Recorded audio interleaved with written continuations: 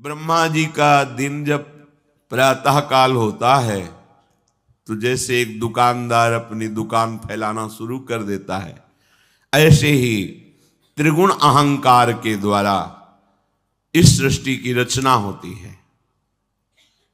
सतोगुण जनित, रजोगुण जनित, तमोगुण जनित, तीनों प्रकार की प्रकृति के अलग अलग स्वभाव, अलग अलग प्रभाव, पर आत्मस्वरूप एक है। ये प्रकृति का प्रभाव है। पंचभूत, मन, बुद्धि, अहंकार, ये अष्टधा अपरा प्रकृति है और जीव भगवान सच्चिदानंद श्री हरि का अंश है, भगवत स्वरूप है। पूरे दिन ये सृष्टि का विस्तार होता रहता है। फिर जब रात्रि का समय आता है उसे प्रलय कहते हैं। ब्रह्मा जी का समय 4 अरब 32 करोड़ वर्ष का एक दिन होता है। अपने मनुष्य वर्ष से 4 अरब 32 करोड़ वर्ष का एक दिन होता है और 4 अरब 32 करोड़ वर्ष की एक रात्रि होती है। दिन में सजाते हैं संसार को और रात्रि में प्रलय होती है। ऐसे एक दिन रात, फिर एक वर्ष, ऐसे 100 वर्ष की आयु ब्रह्मा जी की।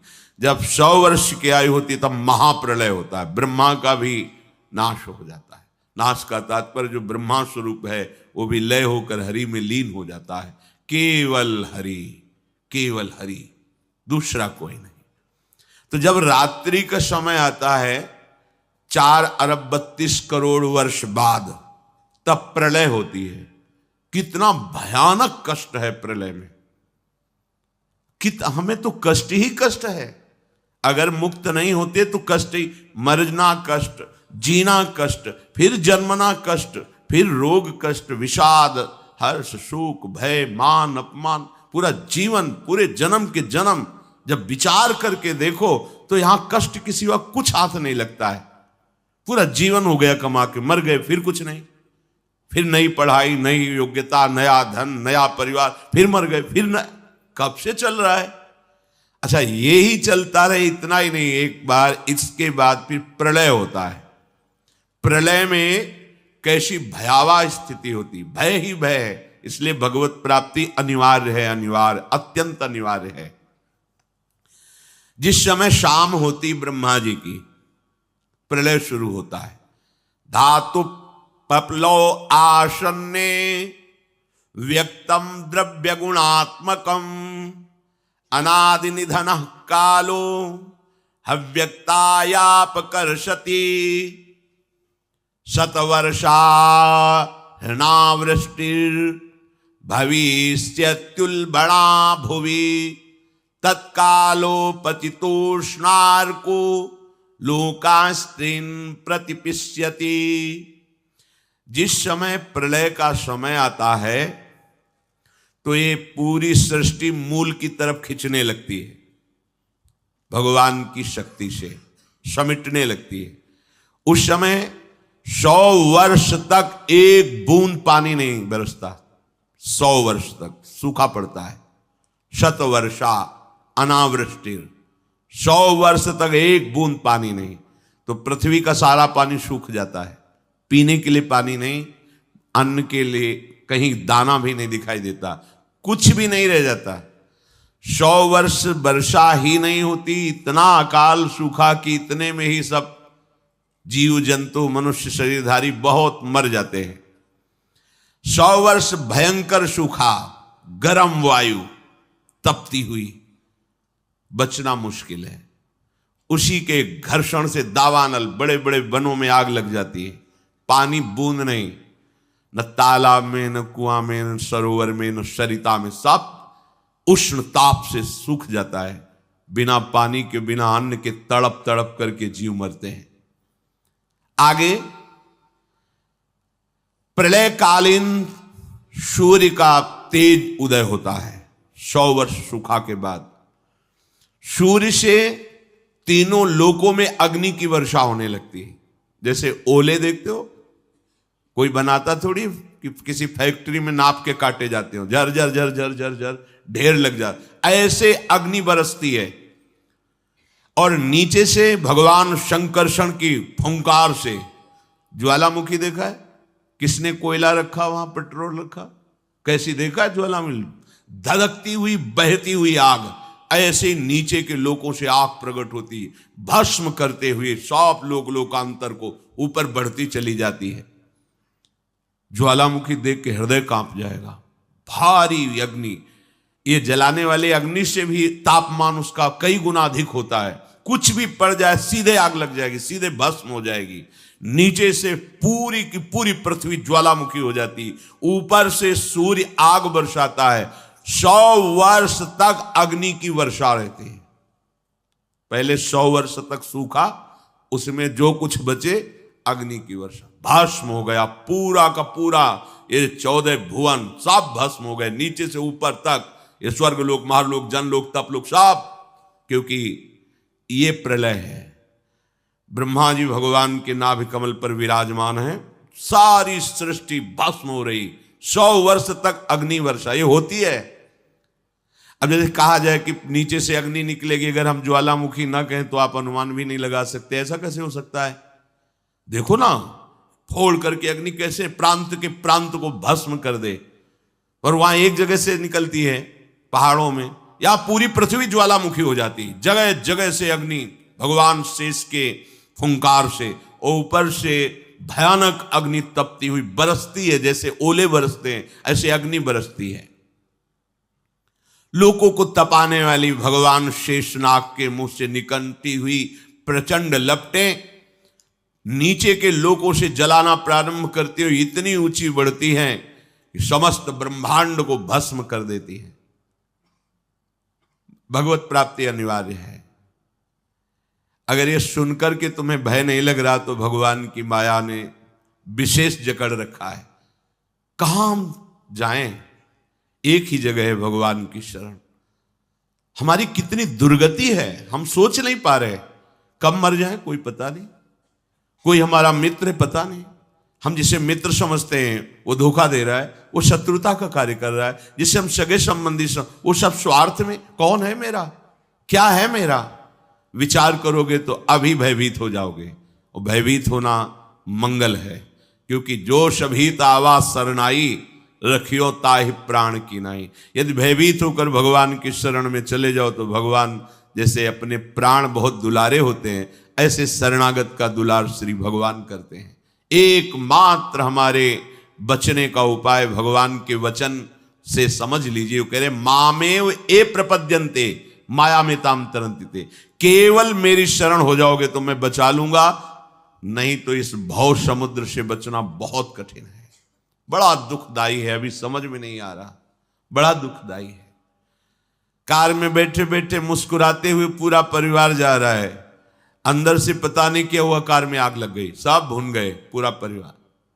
प्रतिपल भय, प्रतिपल दुख, प्रतिपल अशांति, मृत्यु हमारे सिर पर सवार रहेगी जब तक भगवान नहीं मिल जाते। यही अवसर है, मनुष्य जन्म में आप भगवान को प्राप्त कर सकते हो। इस छोटी सी आयु में, छोटे समय में, बिना प्रयत्न के भगवान की प्राप्ति आपको हो जाएगी यदि शरणागत हो जाओ, हृदय से शरणागत हो जाओ। भगवान से भी कृपालु हमारी लाडली जो हैं, बचा लेंगी, सब दुखों से बचा लेंगी। निकुंज में किसी भी महाप्रलय की अग्नि का प्रवेश नहीं होता, चिदानंद धाम है। किंचन मात्र माया पवन का प्रवेश नहीं है, ब्रह्मा के द्वारा रचित नहीं है, शेष भगवान के फण पर नहीं है, चिदानंद धाम है। वहां हमें बुला लेंगे श्री जी, और वहां बुला के लेंगे। हम पहुंच चुके हैं, बस सावधान हो जाए, पीछे न लौटे।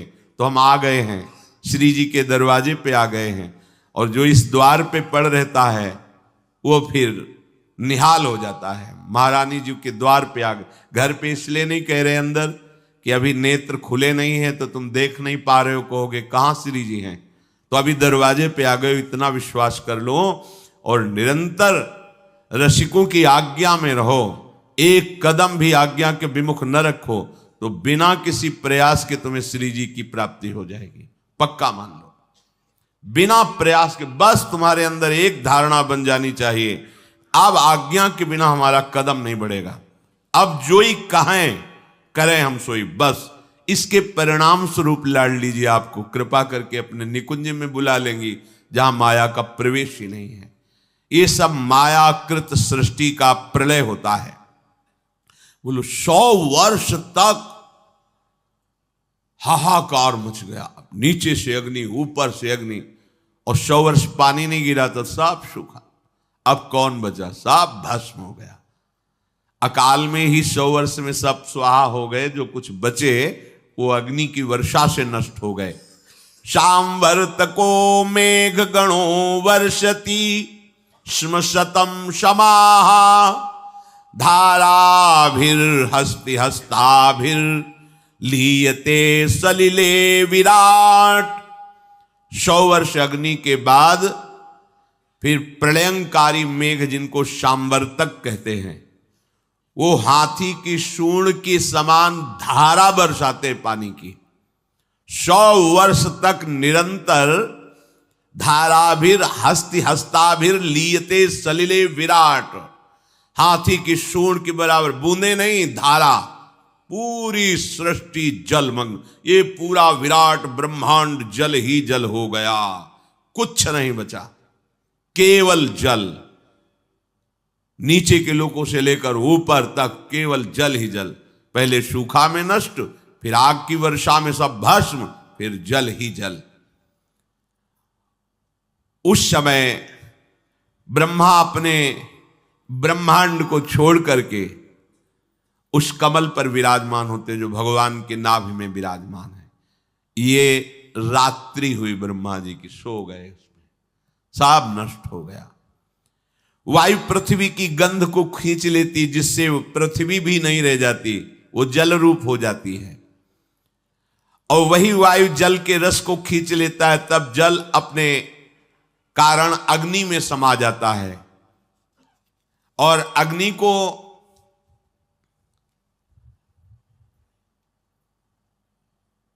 अंधकार में जितना तेज है वो सब छीन लेता है। अग्नि वायु में लीन हो जाती है, वायु रूप हो जाती है। वायु की शक्ति को, प्रवाह को आकाश छीन लेता है, वो आकाशमय हो जाती है। तदनंतर ईश्वर आकाश के गुण शब्द का हरण कर लेता है, तो तामस अहंकार में लीन हो जाता है।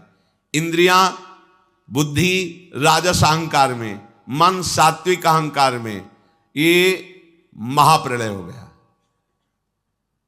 अब कुछ नहीं बचा। जब पूरी ब्रह्मा जी की आयु हो जाती है तो अहंकार महातत्व में लीन हुआ। महातत्व मूल प्रकृति में, मूल प्रकृति ब्रह्म में, अब केवल ब्रह्म बचा। न ब्रह्मा बचे, न ब्रह्मांड बचा, सब नष्ट हो गया। महाप्रलय, प्रलय रात्रि ब्रह्मा की, महाप्रलय ब्रह्मा का विनाश। ये सृष्टि स्थिति संहार करने वाली भगवान की अचिंत्य माया है। ये रहट जैसे चलता है ऐसे चलती रहती, कभी दिन कभी रात, कभी प्रलय, कभी सृजन और कभी महाप्रलय। ये बात सुनकर के बड़ा भय लगता है, कैसे निकले इस माया से। यथैता मईश्वरी मायाम दुस्तरा मकृतात्म भी तरंत्यंजा स्थूल धियो महर्षि इदमुच्यताम। हे महर्षियों, ये माया की बात सुनकर तो बड़ा डर लग गया। यही शास्त्र का प्रभाव होता है, संतों का प्रभाव होता है कि जिस डर में तुम सुखी होकर खेल रहे हो, उसमें वास्तविकता का तुम्हें भान हो जाए और भाग पड़ो भगवान की तरफ। एक महान लाल स्वामी हुए हैं पूर्व में, तो पहले ब्याह के लिए जाया जाता था तो राजकुमार की तरह अस्त्र शस्त्र पूरा। जब ब्याह के लिए पाग बांध करके गए और भावर का समय आता है तो उस जो विद्वान पाणी ग्रहण संस्कार कराने के लिए गए थे पंडित जी, उन्होंने कहा लाल जी सावधान। तो उनका सावधान का मतलब, बोले अब आप पाणी ग्रहण संस्कार करने जा रहे हैं भावर, अब आप गृहस्थ बंधन में बंधने जा रहे हैं, उनके कुछ नियम हैं। वर की तरफ से कुछ 7 वचन, लड़की की, बड़ा शास्त्रीय विधान रहता था। तो अभी हम बंधे नहीं हैं, नहीं, अब भावर फेरने जा रहे हो, पाणी ग्रहण संस्कार होगा, आजीवन के लिए तुम्हें ये बंधन स्वीकार किया करना पड़ेगा। जो ब्याह, वो लघु शंका लगी है, उनका नहीं, पाणी ग्रहण के बाद बोले अब लगी है तो लगी। पहले अच्छा, पहले बाथरूम की व्यवस्था नहीं थी, बाहरी तो दूल्हा है तो 1-2 लोग गए, उनका भाई लघु शंका तो कर लेने दो, बस वो संकय निवारण के लिए वहीं सब अपना पाग वाग उतारा। बोले जब सावधान तो सावधान, अब क्या बंधना। बहुत बड़े संत हुए। एक बार तुम्हारी समझ में आ जाए कि तुम जिसे सुख समझते हो वो दुख में कूदने जा रहे हो, वो बंधन है। अगर गृहस्थी में भी जाओ तो हरि का आश्रय लेकर भजन करते हुए जीवन व्यतीत करो, नहीं तो बहुत दुख भोगना पड़ेगा। मरना कोई समस्या का हल नहीं है। जो अपने अज्ञानी लोग सोच लेते हैं चलो मर जाएंगे, झंझट खत्म हो जाएगी। नहीं नहीं, ये झंझट मरने से खत्म। मरना क्या है? एक स्वप्न है, आंख खुलेगी फिर नया जन्म, फिर नया प्रपंच, फिर नया दुख। कैसे कैसे दुख हैं। शरीर है पर चल नहीं सकते, एक कदम भी उठाना है तो दूसरा। कैसा जीवन, पूरे जीवन आंख नहीं है, कुछ देख नहीं पा रहे, कान नहीं, कुछ सुन नहीं पा रहे, जबान नहीं, कुछ बोल नहीं पा रहे। खाने की व्यवस्था है, लीवर फेल हो चुका है। लीवर बढ़िया है, भोजन की व्यवस्था नहीं। देखो ना, भोग भोग रहे हैं, तृष्णा बढ़ रही है, कामना बढ़ रही है। तृष्णा कामना से पीड़ित होकर अधर्म आचरण किया, जेल भोग रहे, नरक भोग रहे। क्या है ये प्रपंच? जरा कभी पर विचार करने का समय कहां देती माया। वो तो प्रवाह में बस बहाए चली जा रही। बड़े भाग्यशाली जन हैं जिनको सत्संग मिलता है, शास्त्र स्वाध्याय मिलता है और विचार करने का अवसर मिलता है। प्रश्न हुआ कि जिन्होंने मन को भोगों में फंसा रखा है, मन पर विजय नहीं प्राप्त की, इंद्रियों को विषयों से विलग नहीं किया, शरीर में अहम बुद्धि रखते हैं, वो इस प्रबल माया से, प्रचंड माया से कैसे मुक्त हो सकते हैं? कोई उपाय है? जिनका मन वश में नहीं हुआ, जिनकी इंद्रियां भोगों में लगी, शरीराभिमानी हैं, हम सब इसी कोटि के हैं। देख लो ना, बातें चाहे जितनी बनाओ, शरीर को हम अपना स्वरूप मानते हैं, मन इंद्रियों के भोग को हम अपना सुख मानते हैं। कितना बड़ा अज्ञान है। इंद्रियां भोगों को भोग रही हैं, मन भोगों का संकल्प करवा रहा है, शरीर चेष्टाएं कर रहे, फंस आप रहे हो। आप कहीं भी नहीं है भोग में, पर फंस आप रहे हो। यही माया फंसाए है।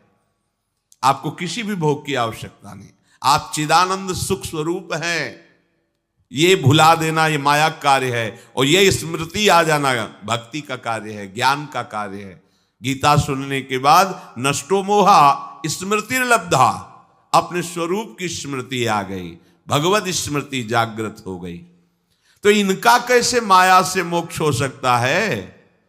जो शरीराभिमानी हैं, मन निग्रह नहीं किया, इंद्रियों के भोगों में जो रमण कर रहे, तो बोले पहले विचार करना चाहिए। विचार शब्द सबसे पहले आया है। अच्छा, ये विचार कहां से प्रकट होता है? ये विवेक से होता है। विवेक से विचार होता है। बुद्धि तो बेकार की बात है। यही तो हमें फंसाया है बुद्धि। यही तो निश्चय करती इसमें नहीं, उसमें सुख है, वहां उस पद में सुख है, उस संपत्ति में। यही तो बेईमानी कर रही बुद्धि। अब बुद्धि के ऊपर कोई बैठे तब समझ में आए, वो है विवेक। और ये विवेक केवल साधु संग से मिलता है। बिन सत्संग विवेक न होई, और सत्संग केवल भगवत कृपा से मिलता है। ये आपके प्रयास से नहीं, आपके भाग्य से नहीं है। बिनु सत्संग विवेक न होई, और राम कृपा बिनु सुलभ न सोई। सत्संग मिल गया, मानो हमारे ऊपर भगवान की विशेष कृपा हो गई। अब इस विशेष कृपा में विवेक जागृत होता है, फिर उससे विचार होता है। कहते विचार करके देखे कि ये जो स्त्री पुरुष का आकर्षण है, अनादिकाल से ये चला आ रहा है, प्रकृति का पुरुष के प्रति आकर्षण। ये संसारी मनुष्य इसी आकर्षण में सुख की भावना से दुख में बंधता चला जाता है। बहुत बड़ी विचित्र लीला भगवान की है। बहुत, इसीलिए चूंकि जो जिनका विवेक जागृत हो देख के वो कांप जाते हैं, कितनी विचित्र लीला है। किसी एक जगह साधक रहते थे, भ्रमण के समय की बात है। दोष दृष्टि मत करना, माया का प्रभाव ही ऐसा है। अगर आप चूक करेंगे तो आप चले जाएंगे, हम चूक करेंगे तो हम चले जाएंगे। चूक नहीं होनी चाहिए। चूक का मतलब आज्ञा उल्लंघन, शास्त्र आज्ञा उल्लंघन, गुरु आज्ञा उल्लंघन, ये चूक है, ये आपको ले जाएगी। भक्तों के संग से ऐसी घनीभूत भक्ति, घनीभूत जिनमें कहीं भी पोलापन नहीं है, ठोस, घन कहते हैं ठोस को। अगर घनीभूत भक्ति है तो भक्तों की कृपा से जागृत होती है। भक्तों की कृपा का स्वरूप उनके वचनों के अनुसार चलना। अगर घनीभूत भक्ति नहीं, उसमें पुलापन है, तो फिर गिरने के चांस है। एकांत जंगल में वो रहते थे, पूरे आश्रम में अकेले, 2 4 10 लोग दिन में आ जाते थे, शाम के नहीं। वहां एक पागल शरीर वाली स्त्री दरवाजे पे गेट के ऐसे ही, उनको दया आई। सर्दी का समय था, अंदर कर लिया, भोजन पवाया। साधु का हृदय ही ऐसा होता है। पर दया बिना साधु कसाई, और दया करी तो आफत आई। दोनों बातें ध्यान रखनी चाहिए।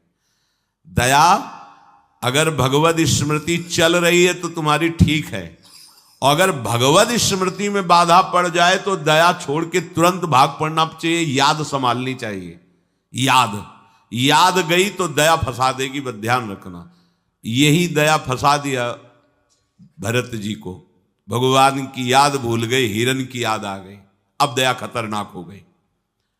दया नहीं तो साधु कैसा? दया बिना साधु कसाई, और दया करी तो आफत आई। ध्यान रखना। भगवान भी सावधान कहते हैं, करुणा करो सब पे, दया पर निर्मम होकर, ममता नहीं होनी चाहिए। अगर ममता हुई तो चूक हो गई, फिर तो गए। अब उनको ऐसा करना चाहिए, कंबल दे देते, भोजन दे देते, उसको विदा कर देते, पर ऐसा नहीं हुआ। त्रुटि हो गई। धीरे धीरे वो वहीं रहने लगे।